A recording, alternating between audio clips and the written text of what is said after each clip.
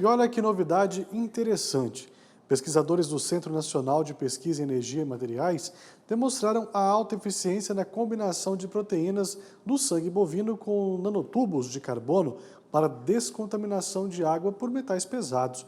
Vamos entender então melhor como isso é possível com o pesquisador do CNPEM, o Diego Martinez. Olá, Diego, seja bem-vindo. É uma satisfação te receber aqui no AgroMais. Boa tarde, Thiago. Muito obrigado pelo convite. Tá certo, por nada. Então conta pra gente aí, como foi desenvolvida essa pesquisa? Tudo bom?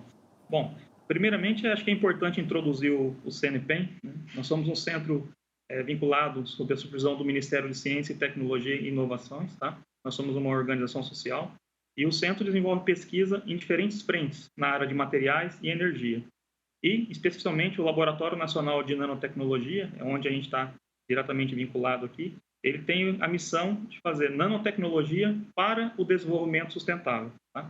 Então, é desse grande contexto que surgiu a ideia desse trabalho, que é como que a gente consegue, explorando nanoestruturas, por exemplo, os nanotubos de carbono, né, com resíduos abundantes, por exemplo, do agronegócio, né, no caso, o sangue de boi, o plasma bovino, né, para resolver problemas de interesse ambiental. Então, é dentro desse grande contexto que essa pesquisa teve início. Tá?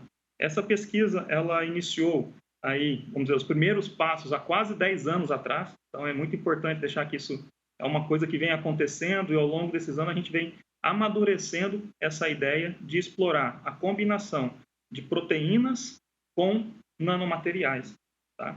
E essa ideia, ela na área ambiental, vamos dizer assim, para desenvolver materiais híbridos para remediação de metais pesados em águas, descontaminação de água, foi pela primeira vez reportado nesse trabalho nosso que a gente desenvolveu agora.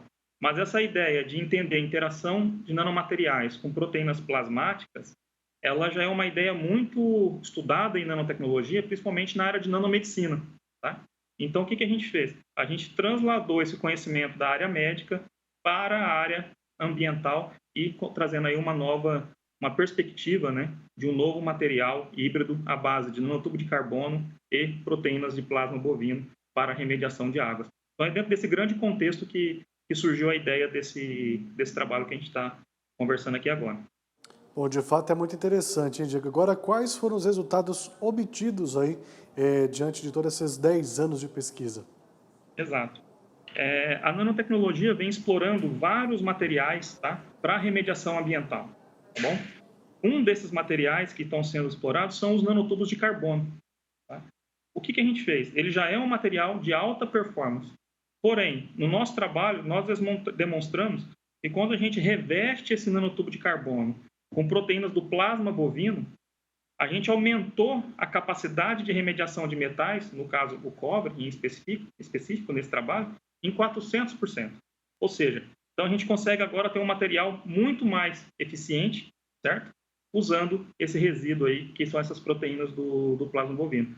Além disso, esse material, ele apresentou nenhum grau de toxicidade para organismos aquáticos. Por exemplo, a gente utilizou um organismo de coluna d'água que se chama Daphnia magna, Daphnia similis, desculpa, é o nome científico dessa espécie, que é a pulga d'água, tá? E esses experimentos mostraram que além do material ter uma alta capacidade de remediação de metais, ele não apresenta nenhuma toxicidade para esse organismo que é comumente utilizado para avaliação de qualidade de água.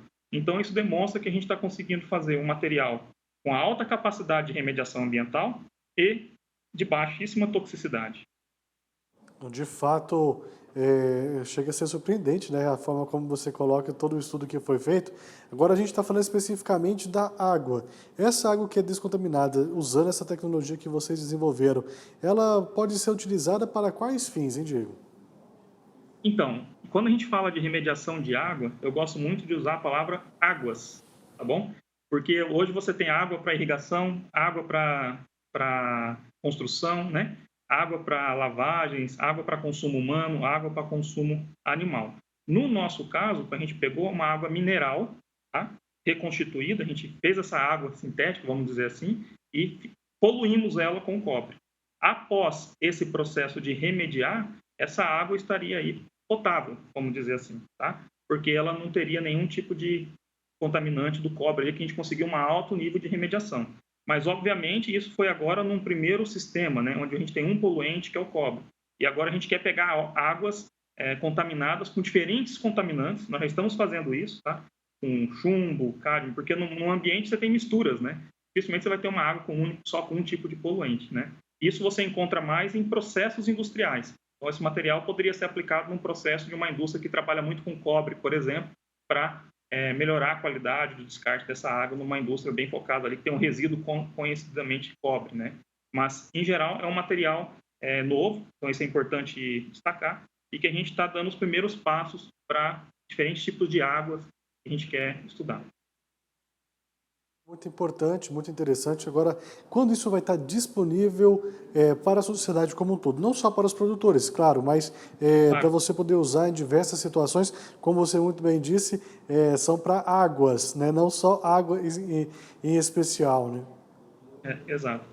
Isso aí passa, obviamente, né? A ciência ela sai de uma escala, vamos dizer assim, laboratorial, depois a gente vai entrar numa escala piloto e para diferentes tipos de processos, né? É difícil a gente prever quando que isso vai estar no mercado, tá? Não dá para a gente falar isso com certeza, mas isso depende muito da gente conseguir atrair agora empresas, né, que têm interesse em trabalhar com a gente nessa tecnologia, né?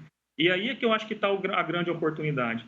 Por quê? A gente é uma matéria-prima, principalmente o plasma bovino, né? Que a gente tem em grande abundância no nosso país e a gente tem todo o know-how, né, na área de nanotecnologia para fabricar esses nanotubos em quantidades grandes e com qualidade necessária para esse tipo de tecnologia. Então, a gente tem, vamos dizer assim, um ambiente favorável para isso acontecer, né? Em especial, aqui no CNPEM, nós temos excelentes facilidades para criar esse ambiente de interação agora, por exemplo, com outras empresas. A gente pode buscar outros tipos de financiamento, por exemplo, para dar um próximo passo na saída do laboratório, né, para uma direção de uma tecnologia. Então, por exemplo, nós temos aqui dentro do CNPEM um projeto que, na verdade, é uma agência que chama Embrapi, que é a Empresa Brasileira para Pesquisa e Inovação Industrial, que ela faz justamente isso. Ela apoia essa transição entre o laboratório para acelerar e chegar a produtos no mercado. E a gente pode acessar, se tiver empresas interessadas nessa tecnologia, a gente dá esses próximos passos na direção de escalonamento e engenharia do processo desse novo material. Tá certo, então, Diego. Quero te agradecer muito a sua disponibilidade, a sua participação estar aqui com a gente, contando um pouquinho mais dessa história. Quando tiver mais novidades sobre essa tecnologia ou sobre outra, você volta aqui e conta para a gente também. Vai ser sempre uma satisfação falar com você. Mais uma vez, obrigado e até a Com próxima. certeza. Eu que agradeço. Até a próxima.